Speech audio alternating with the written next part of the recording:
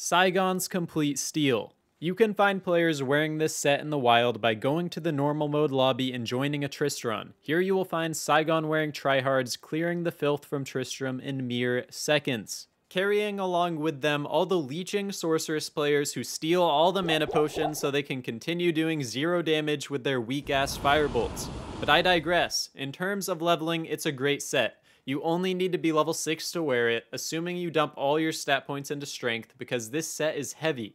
In terms of the bonuses, they are solid for that level. 30% attack speed on the gloves, huge. Attack rating on the helmet, 50% magic find on the boots, and a few more defensive stats with the complete set. Nothing crazy, honestly. Nothing near good enough to justify taking this set to hell or, God forbid, Ubers, right? Well, I went ahead and did that anyway. Couple problems right off the bat. No Drax, no T-Gods, but we do get a weapon. What will it be then? Grief, or even better, Last Wish for the free Might Aura, Massive Crushing Blow, and Fade and Life Tap procs? Absolutely not. That just defeats the whole purpose. If I did that, the title of the video would be Last Wish versus Ubers, and we all know who wins that battle.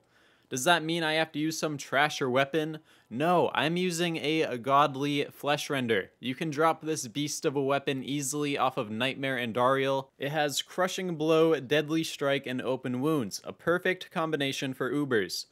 Here are my stats. I basically went ahead and got enough strength to wear my gear, enough dexterity for max block with Holy Shield, and the rest into Vitality.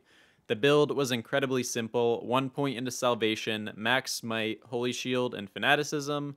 For the gear, obviously we got Flesh Render with a 15% increased attack speed, Poison Res Jewel, Sigon's Helmet along with the High Lords, and a Sigon Shield socketed with a Perfect Diamond. Then we got the Sigon Boots, a Wisp Projector, Sigon's Belt, and the armor, of course. Last but not least, a Ravenfrost and Sigon's Gloves. In my inventory, I have a Treachery for Fade pre-buff, a bunch of Life and Resistance charms, all self-found by the way, nothing too crazy. This is generally what you do at the start of ladder, save all your resistance charms for your first budget smiter. I also got a random Druid Torch for the stats, and a Life Tap Wand on Switch. In the stash, I have a Spirit and a 1 Battle Order Call to Arms, and none of the set items are upped in the cube because this is pre 2.4, so we are rolling with a 1-5 damage Smite Shield. Bit of a yikes, but we'll make it work. Most of the damage comes from Fanaticism and Holy Shield anyways. The first challenge was the Furnace of Pain. The hardest part was really just clearing a path towards Izuul, but after that was done, Izuul wasn't that much of a challenge. As you can see, I'm not even using battle orders or fade in this fight. I will say he does hit hard from time to time, but not hard enough. Here's the fight slowed down to a normal pace, just so you can see how weak the Sigon Shield really is. An elite base with all res would be so much better. And yeah, all I did was recast Life Tap from time to time, and it was a wrap. What's next was much harder. So there I was, starting my journey through the Matron's Den, and I run into this champion Witch Pack. I died instantly trying to cast Life Tap on them. An embarrassing amount of time later, I finally found Lilith. No fade, no battle orders, I was going in raw. And as you can see, it was going pretty well. However, once Life Tap runs out, it's pretty much over.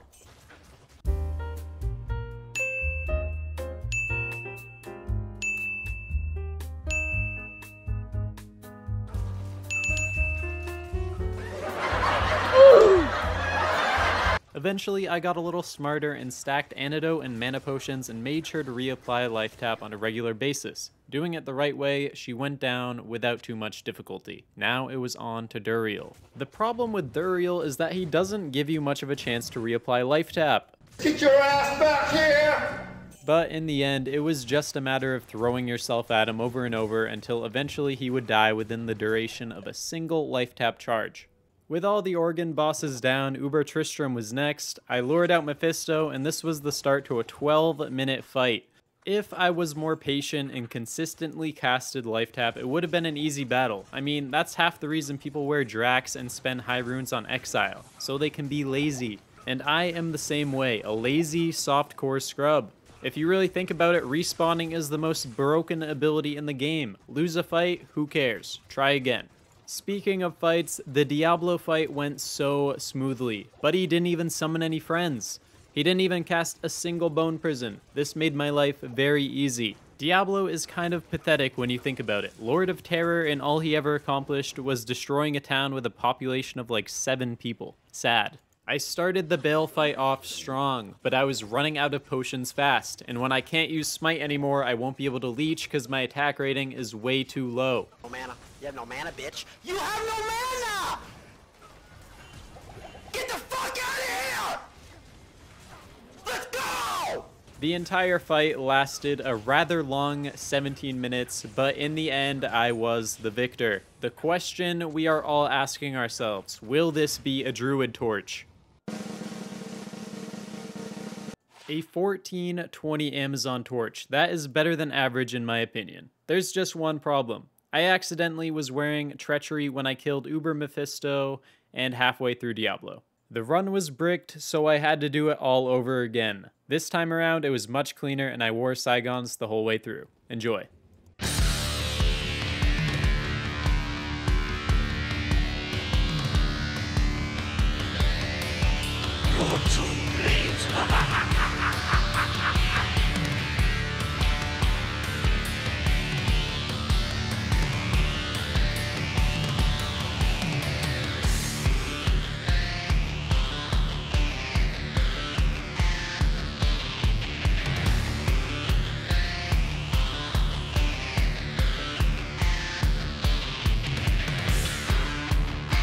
My brothers will not have died in vain.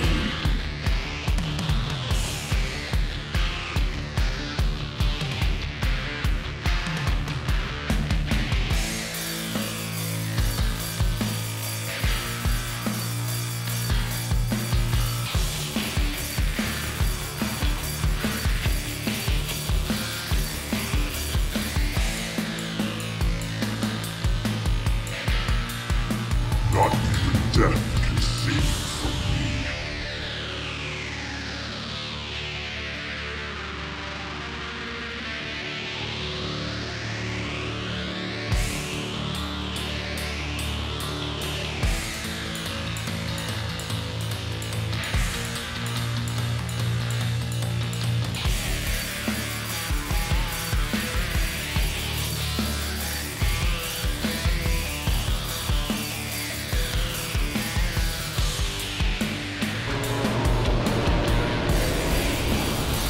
So Diablo was a massive pain in the ass, but for all that hard work, I was awarded with a 1919 Amazon Torch. GG. In conclusion, the Sigon set ended up being fine. At least on a smiter, which one could argue is an overpowered character build, and it is. But hey, all this video does is prove that you can do Ubers with basically any gear as long as you use a paladin and put a little bit of thought into it. This taps into a bigger conversation about Diablo 2 endgame, which is basically non-existent outside PvP. Who knows, maybe we will get more complex boss fights in the future, we can only hope. Anyways, thanks for watching guys, and I'll see you next time.